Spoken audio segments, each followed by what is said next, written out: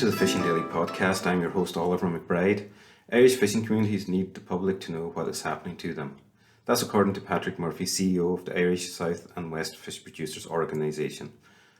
Brexit, losing quota in UK waters, penalty point pressures coming from Europe, the loss of the control plan, the incompetence of the SFPA, and the impending doom of further decommissioning of the Irish fleet is driving stress levels and fishing communities through the roof as they face an uncertain time never experienced before. The future of our coastal communities hang in the balance, and fishermen and their representatives this week have been asking the Minister for the Marine to back them in their fight for survival. Yesterday I spoke to Patrick about the issues facing the fishing communities and a show and tell which is to be held at Cork harbour at the end of this month. The industry has been hit hammer blows left, right and centre, and I don't think that the media have picked up on how dire the consequences are of all these additions to the workload or the regulations that fishermen are under at the moment, top of the loss of a quarter or 1/5 of their income. Like it doesn't seem to have resonated with the public or anybody else. So we have decided, and the PO, the directors of the PO have decided that we need to get the message out somehow. And we're proposing and we're organising, I'd say not a rally, but a visit to the harbour and the port of Cork and up to Lee. And we want to tie up to the quayside there to show people the boats, to make people aware that, you know, there are human people behind these decisions. There are families, there are coastal communities that are going to be affected by this. To see the actual boats that people have struggled, not for one generation, but for 2 generations. And I mean struggled now. I genuinely mean that. These people are doing their best to keep these boats going. And some of the boats are 30 or 40 years old. And the people can see the condition that they're in and the condition that they're required to be kept in, and the amount of money that it costs to keep these boats going, and dispel I suppose the optics that just because you have a big massive boat, you know, that you're started, you know, that you've made it. That's not the case. These boats cost hundreds of thousands to maintain every year, and they have crews and families to support, and it's an enormous expense. And this is without even putting something aside to replace these boats when they go beyond 40 or 50 years. And yet, after all that, they're expected to catch these boats and, you know, put this thought in your head. It's like, you know, it's so disposable. It'd be like a Coke can or a can of Club Orange that you just crush it and throw it away. That's what decommissioning is. You get rid of it, but there's no other can of Coke or Club Orange to replace it. It's gone. And the futures of those families is gone with it. So the generations that have fought to get it now can't maintain it, can't keep it going. We've lost 1/5, and for me, you'll be losing 1/5 of your fleet to balance it out. And that's an amazing statistic for people not to comprehend. In any other walk of life or any other business, Oliver, it wouldn't be accepted. Like you could imagine now the likes of Pennies or Dunnes Stores or any of them building up their network of shops around the country, and somebody coming around saying, well, Tesco are coming in tomorrow now because the UK wants your share of the market. So not only are they going to put you out of business out of these shops, but they're going to replace the name over the door with Tesco. So one in every one of your shops now, somebody else will be inside there reaping the rewards of that. That's an incredible thing to say to a fisherman. After risking his life, or his father, or even his grandfather risking their lives to build up their business, to be told through no fault of their own now because of an agreement that Europe made to give away directly 20% of our fish, but also the other fish that are swimming alongside those fish that Europe had an authorization to catch. They didn't own them, they had an authorization to catch them, but now they own them because they also included that in the deal, and there's no politician or nobody in Europe speaking about that side of the giveaway of the actual fish in the Celtic Sea or up at the top of the country around the west coast, or, you know, around our coastline, like whatever these boats are. So it's incredible. Look, They gave back in the North Sea the fish to the UK that was the fish belonging to the UK. But the fish in the Celtic Sea, they didn't own, but they still gave them to them in massive amounts. So under UNICLOS law, you would look at the UK saying, my God, they came out very well. They're up to around 75% of the fish in their own waters. That doesn't take into account the fish outside their waters that they're allowed to continue to catch. But on the other side, you see the next door neighbour, which is us from the UK, and we are down to 15% of the fish in our own waters and no fish anywhere else. So we're hoping that this show and tell will tell that story, that people will be interested. Why are the boats coming up here? Cause no disturbance or pass on the misery of what we're suffering to anybody else by discommoding them or putting somebody else's livelihoods in jeopardy. These boats, with ourselves, organising it with the harbour master and his staff, will bring these boats up to the quayside. We will organise leaflets or be there to tell people what's happening very quickly, one day, turn around and go back down again. And hopefully that will generate an interest in the public to actually hear our message and what's being asked of us, forced upon us. And I think our public deserve the right to know. Is there any other events around the country being planned? Is there any in Dublin, or is there going to be any in Galway? I can't speak for that, Oliver, to be honest with you. I was asked to bring this to the attention of the other organisations, and I was told that they weren't in favour of having such a. They felt this could be construed as a blockade. I tried to explain that that's not what we're about, but they weren't in favour of this, so they said no. So whether other boats that are more than welcome to join us want to join us in Cork, more than welcome, provided, of course, that we do this in an organised manner and they follow the instructions of the harbour master to access the pier walls and leave at the end of the day, and everybody else more than welcome. As I said, we don't want to disrupt anybody. There's enough misery, there's enough people suffering as it is from COVID and lack of economic activity in the country. We are not going to be hypocrites and make it worse for anybody else to put our point across. We just want to do a show and tell. So to answer your question, I don't know. I don't know. As I said, we did approach the other organisations and they'll have to speak for themselves. So with my members and my directors have directed me to do this, and we're extending an invitation to anybody else, any boat, to join us, and that's it. And if there is other boats going to other areas, I won't be organising that entrance into the harbours or ports. So I leave that to other people. I think, to be honest with you, we'll have enough to do now to organise this event for ourselves without taking on the addition of somebody else. And this is not our organisation now trying to do anything separate from anybody else. As I said, we did approach the other organisations and they weren't for it. Now that may change, and that I could have a different story. We're hoping that this event will take place at the end of May. The provisional dates are the 24th, the 25th and the 26th, but we have to speak to the organiser in Cork Harbour to make sure that we pick the date that's more suitable to them rather to us. We would be hoping that it would be the 26th. It's the middle of the week.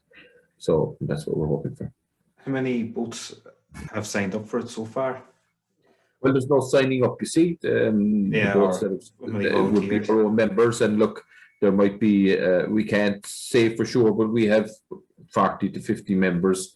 We were told we would be hoping for a turnout of 40 to 50 anyway. And look, as I said, other people have expressed an interest from outside of our organisation that they feel something has to be done. And again, they're the same mind. They don't want to be causing any obstruction or interference with anybody else trying to make their livelihood. They're just trying to put across the point of, 50 boats go up to the pier side. I can't see that 10 of them wouldn't have to go to to make way for the other 40 just to stay viable. And I think it'd probably be more. But you know, that's a horrific message to send to young people and in those families to say, like, you know, your grandfather, your father is after doing this now, and unfortunately, like, you know, you're not going to get the same opportunity. Like, there's no new entrants coming into the industry buying boats. Like, you know, it's either a family member or somebody passes a boat on. It's not really viable for anybody to come in and take on the risks that would be involved in trying to finance a boat and put a boat into the water if you're not in the industry already. And you don't see too much of an appetite of any fella that might be fishing in a boat for 20 years to, you know, I've got my tickets, I've got my skill, I'm 100% trained on taking out the boat anyway and buying a boat. It's a rare occurrence. And we have to applaud anybody that does take on that task, you know, because it's not easy.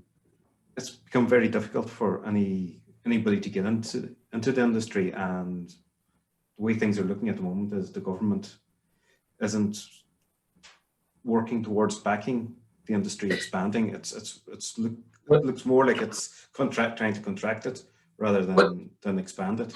Yeah, well, let me tell you a story now, right? And actually, that's something that I heard coming down on the radio this morning on Clareburn Live, right? So they were discussing the latest headlines where the Taoiseach, you know, voiced his opinion about the building of a new plant to process cheese, Gouda cheese. And that, you know, the question is, did he have the right to give a personal opinion when there was when it was sub judice? Or should he be directing an independent body to do something, you know, that he's not in favour of? And one of the speakers, a young farmer, came on. I think he was young anyway. He sounded young on the radio. I hope I'm correct. But he said that, you know, the reason why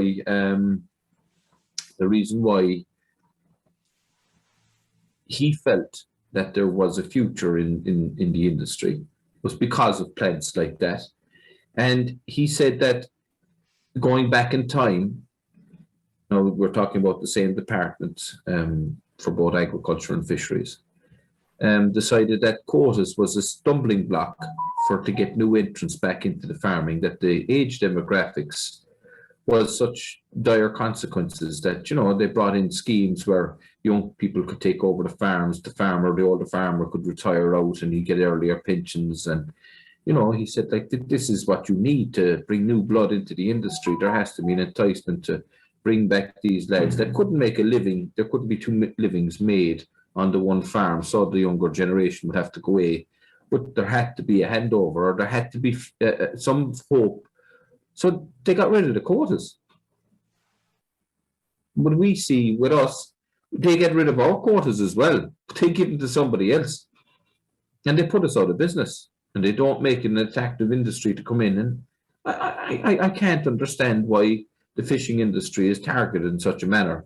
Like, these guys risk all to go to sea. Like, who do it? You know, you go into one of these boats now, Oliver, to be honest with you, and there's nobody picks this up. The equipment inside in the boats would buy a small farm. Just the equipment alone that they have to use to stay legal, not to catch fish. There's plenty of fish outside there, but to catch the fish that they are authorized to catch, that they're penalized for if they catch too many of. You know, if you're good at your job as a fisherman, you're arrested and you're thrown in jail, more or less. You know, it's ridiculous. So when you see an unlevel playing pitch, I brought this up with the minister last night. We have a system in this country where, you know, to the kilo how much you're allowed to catch, where a foreign vessel, and fair play to them, can come in, fish alongside you, and make multiples of your catch. And he can come in and land those fish because he makes a call home and he asks for the paperwork to legalize the fish that he's in his hold. So that means he has no legal papers as far as I'm concerned until he makes that phone call. So they're immune. So as long as the PO or the producer organization that they bring home to has enough fish to cover what they land, you know, they're okay. Whereas with an Irishman, how is that a level playing pitch? Well, the Irish is under suspicion all the time. Irish fishermen are always under suspicion that they're somehow being underhand, and it's not a reputation that's deserved. But Oliver, but you see, You heard in the recent public debates and stuff like that, that the SFPA themselves said that 1% of the infringements that Europe is attributed to Ireland. Now, there isn't 100 countries fishing. So if we're down to 1% of infringements and you see the draconian measures that are being applied to us, what's happening in the other countries? You see, people don't get what happened. And I don't think even fishermen understood why we're going up here to Cork. The SFPA were told there was an audit carried out by the European Commission in 2018. And when they carried out that audit, they said to the Sea Fisheries Protection Agency, the competent authority for control in this country, well, what do you think of this report? So they did an administrative report themselves, right? Paperwork report. And according to the literature that came out, the SFPA agreed with the findings of the audit report. But it wasn't on the wrongdoings of fishermen that this was being revoked.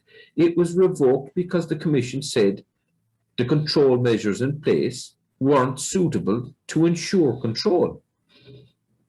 So it wasn't saying that fellas were landing fish left, right, and centre all over, right? They said that in 1 or 2 cases.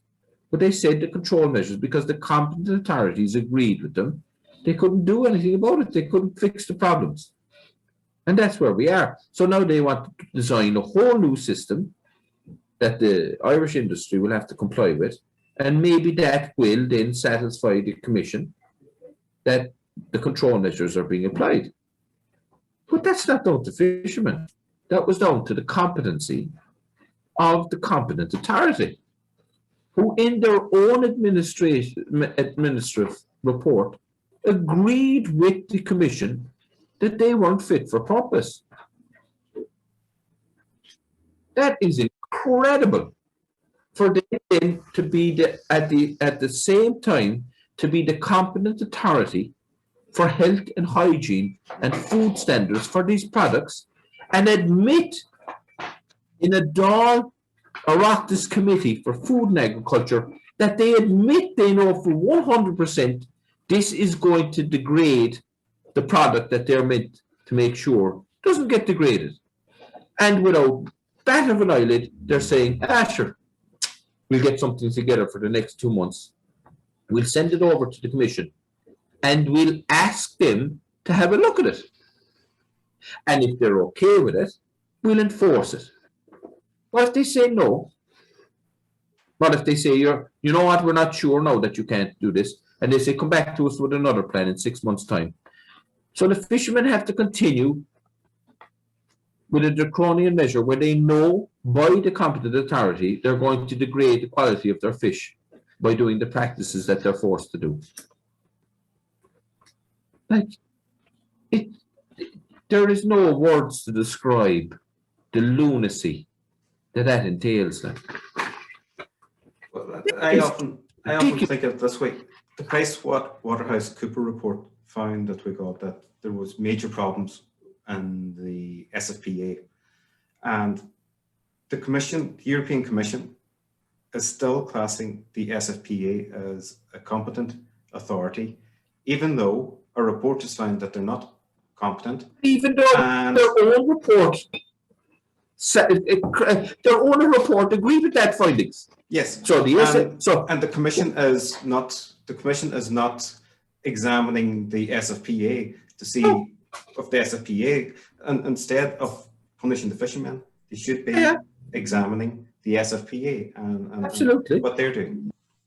But like again, and on top of that, the SFPA are not reporting back to the Commission that the measures now that have to be put in place is going to show that they're incompetent in their other area of responsibility, which again is making sure the fish quality is kept good for human consumption. They have admitted the practices that they're going to enforce on our fishermen will mean that is not possible.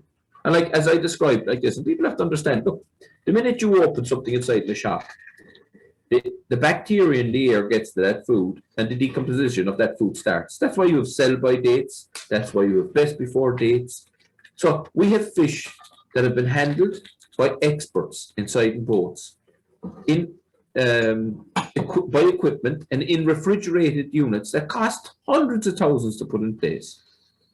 And now they're expected to take that fish out of that controlled environment, throw it up on a pier, open to the elements, gulls and everything can defecate all over this fish. They have to take the fish out, break that temperature control, put it into a fish box.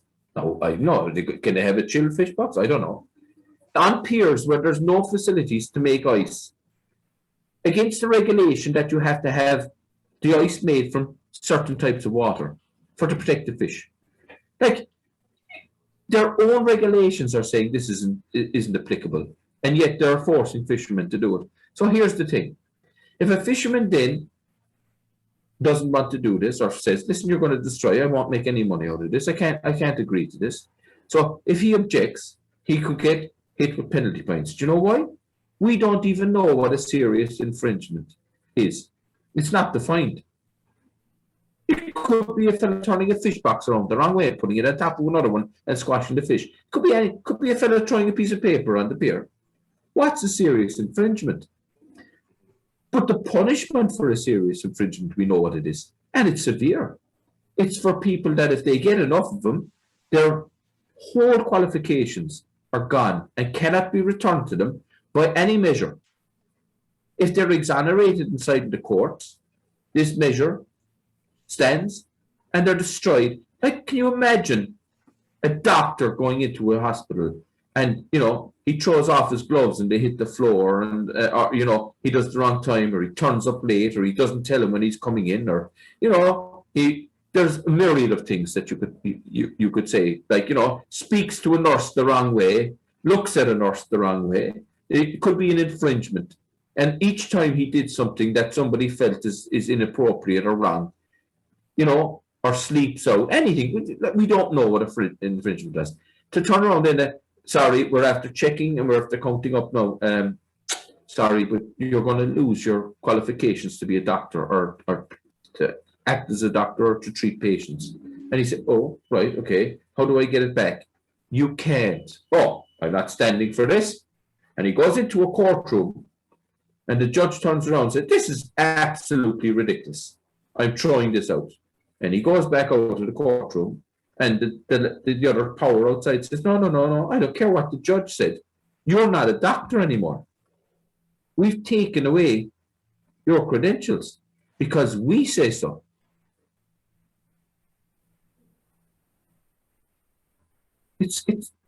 This is what penalty points means for skippers now. Like, who go into the industry facing that, like, not knowing if I do something wrong, like, we have to understand that a boat left here and his equipment wasn't working, but he came from another jurisdiction. And then he went out and he got the gear to work, right? Just transmitting the gear, right? So before he came back in after the fishing trip, all the data that he needed to send was sent. All the landing declarations was sent, but he was still met 30 miles out from the harbour. He was arrested, he was brought in, he was prosecuted, and there was a successful prosecution against that man. Now, imagine if he spoke back or he said something out the way and there was more infringements. How fast could you tally up the points? Like, this is really serious. Of course, these people feel oppressed, picked on, vilified. We haven't been afforded the rights in our industry representing these fishermen to have a look at the report, but the media has. The leaked document, that is against the law, against data protection. Not a word about that. But does the public think that, like, when they're talking about fishing penalty points, they think of penalty points as in driving, that you get them, they're on your license for a couple of years and then they drop off and everything's fine. And the only thing that's affected is your insurance goes up or whatever it is. Like, penalty points isn't for fishermen. boat owners isn't the same thing. No, which is I described this inside in the Oireachtas committee meeting, and I know that this is the extreme and this wouldn't happen, like, but for the ordinary punter in the street, for the ordinary person that's hearing this, or the ordinary fisherman, like, you know, you have to understand, this is a higher power now. You're giving more power to the SFPA and the determination panel than any other jurisdiction or court or judge in the land. Their opinion does not matter. If these people then go through the process that's set out in front of you, right, happens, and they find you guilty, you're guilty. And nobody else can exonerate you. So the other courts you go into, if you're exonerated there, it doesn't matter. That means we're giving more power under administrative sanction than anybody else. And the sentencing of this, the implications, the loss that this will mean for these people isn't like you say, you know, sure, a little bit more money to pay for the insurance, or sure, 3 years' time I'll be gone. No, not at all. This attacks your very name. This degrades your standing, and it carries with you. This is personal. This isn't about your car. There, of course, there's going to be penalty points applied to your property rights as well, but this is to the person. And to be told that you can't defend yourself in the courtrooms, that you can only appeal it on a point of law.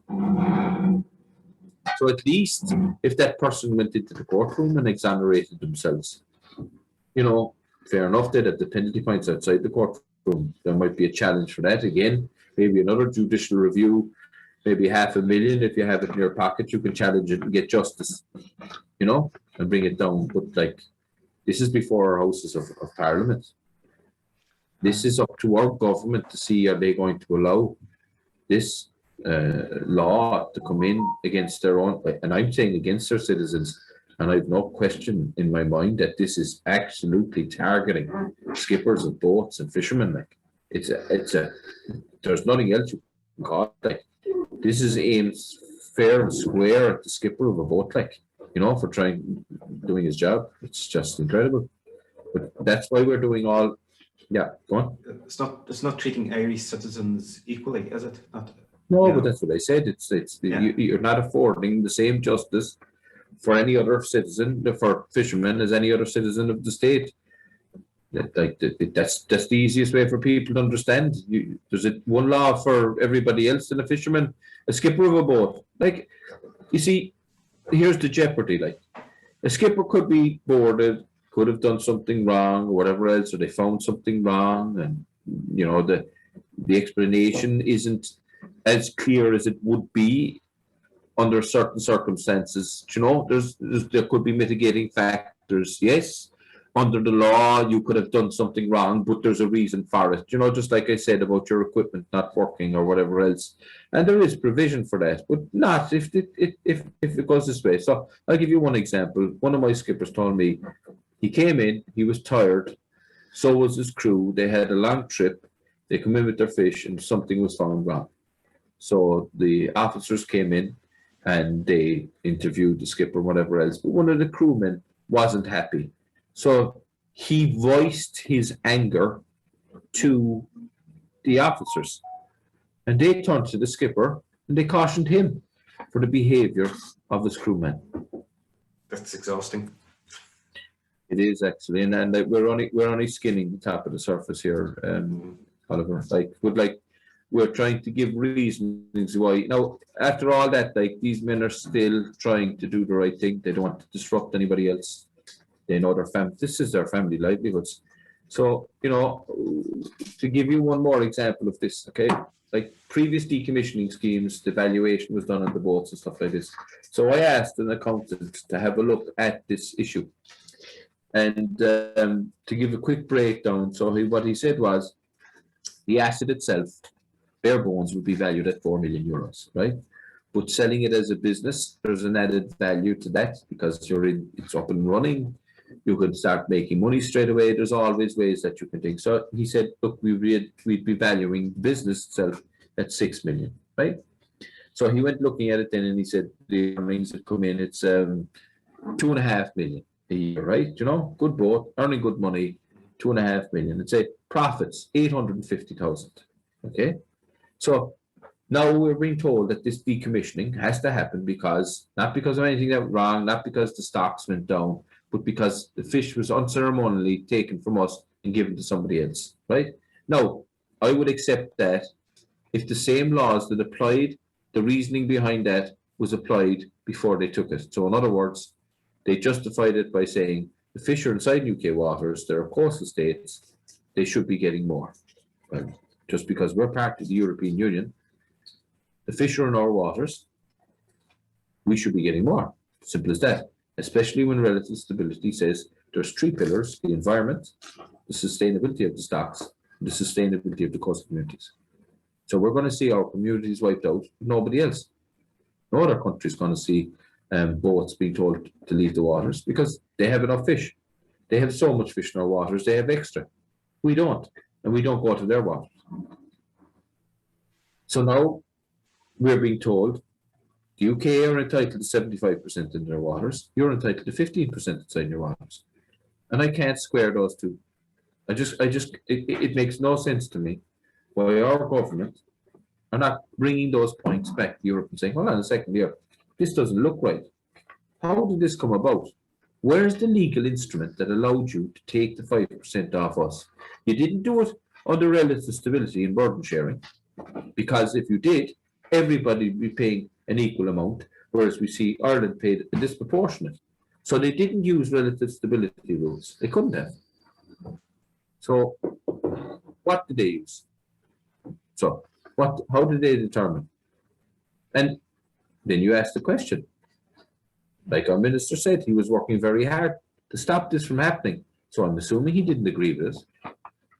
So if he didn't agree with it at the start now, they might have agreed with the TCA deal. But this aspect of the TCA agreed, did they agree with it? And if they agreed with it, there's a different questions to be answered in that. That's what I'd like to know. But like, back to what I was saying to you about the earnings. So that gives 85,000 euros a year. 850,000, sorry, euros a year of an income. So we'll just say that he manages to do that for 10 years. So you see, you're not decommissioning a boat now.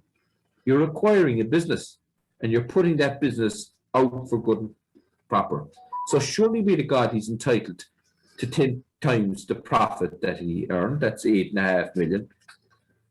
Excuse me, and the price of the asset at the lower end, not the business now, just the asset itself. So that brings it up from 4 million plus 8.5 million just for 10 years to 13.5 million. What will they get? And that's from a chartered accountant. And he said, look, I'm being reasonable here, he says. I'm only going 10 years. And a boat is an asset that lasts longer than 10 years. Well, look, as I said, that's where he did his figures. He said if we were valuing this on a 10-year basis, that's where we'd be going. But like what I'm saying to you, Oliver, is that if the European Union have taken this off us, and as far as I'm concerned, and I've been stated on the record of saying this is no better than theft. This has robbed the Irish people of their natural resources and thrown it to somebody else to better themselves in a deal with that other country. Now, I know you'll hear, oh, well, we benefited in farming and everywhere else. But that means then that fishing was once again sold down the river, pardon the pun. So the minimum they should do is treat it like they treat the acquisition of any other business and give them a proper monetary value for it. That's the least these people deserve. What money are they talking about giving boats? Have they discussed that? I don't know, you see. So at the moment, no. Yeah, so at the moment, no, as a member of the task force, we have raised from our initial first meeting right to the fifth one that the greatest issue that's facing the task force is, first of all, getting money into fishermen's pockets who are suffering at the moment straight away, and that money is there. And the TCA we were informed, is only for 2 years for the immediate impacts. That's one. Number two then is that they have decided that there should be a balancing of the fleet to mirror the losses. And the only way you can do that is by decommissioning. And here's the fly in the ointment. We are subject to state aid rules designed by the European Parliament and the Commission.